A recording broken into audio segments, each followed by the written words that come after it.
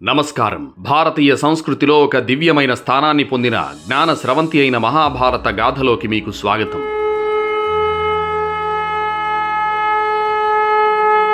వేదవ్యాసుడు రచించిన ఈ మహాకావ్యం కేవలం ఒక కథ కాదు. ఇది ధర్మాధర్మ వివేచనకు, మానవ స్వభావానికి, కర్మ ఫలానికి అద్దం పట్టే ఒక అద్భుతమైన ఇతిహాసం. కురుక్షేత్ర సంగ్రామ నేపథ్యం నుండి సేనానాయకుల పరాక్రమం వరకు ఈ దివ్య గాథలోని ప్రతి అంశం మనకు ఎన్నో జీవిత పాఠాలను బోధిస్తుంది. ఈ రోజు మనం మహాభారతం యొక్క గొప్పదనాన్ని, దానిలోని ముఖ్య ఘట్టాలను వివరంగా తెలుసుకుందాం. అనాది కాలంలో హిమాలయ పర్వత శ్రేణుల్లో జ్ఞాన తేజస్సుతో వెలుగొందే కృష్ణ ద్వైపాయనుడైన వ్యాస మహాముని ధ్యానంలో నిమగ్నమై ఉన్నారు. ఆయన హృదయంలో ఒక మహత్తర సంకల్పం ఉదయించింది. కేవలం ఒక వంశం యొక్క కథగా కాకుండా సమస్త లోకాల ప్రజల శ్రేయస్సు కోసం, ధర్మాధర్మ వివేచన కోసం, మానవ జాతికి మార్గదర్శనం చేసే ఒక అద్భుత కావ్యాన్ని సృష్టించాలని ఆయన నిశ్చయించుకున్నారు. బ్రహ్మదేవుడు ఈ అనంత విశ్వాన్ని ఎలా సృజించాడో, అదేవిధంగా వ్యాస మహాముని కూడా పలు రకాలైన శబ్దార్థాల సముదాయంతో నిండిన లోతైన తాత్విక చింతనతో కూడిన ఒక మహా గ్రంథాన్ని 3 సంవత్సరాల పాటులో రచించారు. అదే లోక ప్రసిద్ధమైన పంచమ వేదంగా కీర్తించబడే మహాభారతం. ఆ గ్రంథం కేవలం అక్షరాల సముదాయం కాదు. అది 100 ఉపపర్వాలతోనూ 18 మహాపర్వాలతోనూ ప్రకాశించే ఒక అఖండ జ్ఞాన స్రవంతి. ప్రతి పర్వం ఒక జీవిత సత్యానికి, ఒక ధర్మ సూక్ష్మానికి ప్రతీక.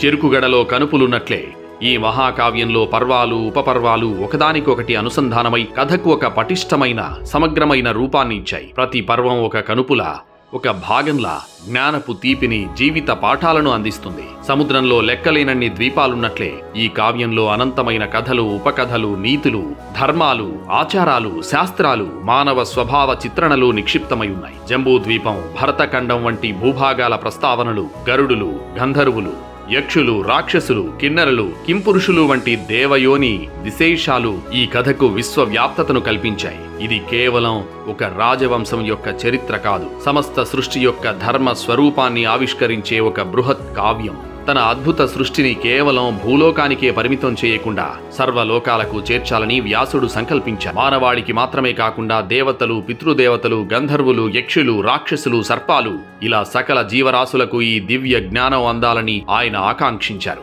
అందుకే తన అత్యంత సమర్థులైన శిష్యులను, తన ప్రియ కుమారుడిని వివిధ లోకాలకు పంపారు. దేవతలకు ఈ దివ్య గాథను వినిపించడానికి జ్ఞాని, త్రికాలజ్ఞుడు అయిన నారద మహామునిని పంపారు. నారదుడు తన వీణా గానంతో, మధురమైన వాక్కుతో దేవతలకు మహాభారత సారాన్ని బోధించారు.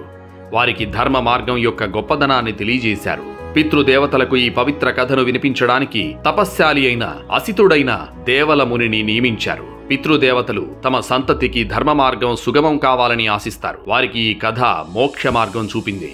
గరుడ, గంధర్వ, యక్ష, రాక్షస లోకాలు, ఈ విభిన్న లోకాలలోని జీవులకు మహాభారత జ్ఞానాన్ని అందించడానికి తన ప్రియ కుమారుడైన బ్రహ్మజ్ఞాని అయిన సుఖ మహర్షిని పంపారు. సుకుడు తన నిర్మలమైన జ్ఞానంతో ఈ లోకాలలోని విభిన్న స్వభావాలు గల జీవులకు ధర్మ సూక్ష్మాలను వివరించారు. సర్పలోకమైన పాతాళంలో ఈ దివ్య గాథను ప్రచారం చేయడానికి తన శిష్యుడైన సుమంతుడిని పంపారు. సర్పాలు తమ జ్ఞాన తృష్ణకు ప్రసిద్ధి చెందాయి. వారికి ఈ ఇతిహాసం అమృతం వంటిది. ఇక మానవ లోకంలో ఈ మహాకావ్యం యొక్క ప్రచారం అత్యంత కీలకం. పరీక్షిత్తు కుమారుడైన జనమేజయుడికి ఈ మహాకావ్యాన్ని చెప్పడానికి వ్యాసుడు తన మరొక సమర్థ శిష్యుడైన వైశంపాయనుడిని నియమించారు. జనమేజయుడు తన తండ్రి మరణానికి ప్రతీకారంగా సర్పయాగం చేస్తున్న సమయంలో వైశంపాయనుడు ఈ మహాభారత కథను వినిపించి అతని కోపాన్ని శాంతింపజేశారు. ఈ వైశంపాయన మహాముని వలనే ఈ మహాభారత కథ మానవులకు చేరింది. ఇది కేవలం ఒక కథ కాదు, ఇది యుగాల సాక్షి. ప్రతి యుగంలోనూ ధర్మాధర్మాల మధ్య జరిగే సంఘర్షణలకు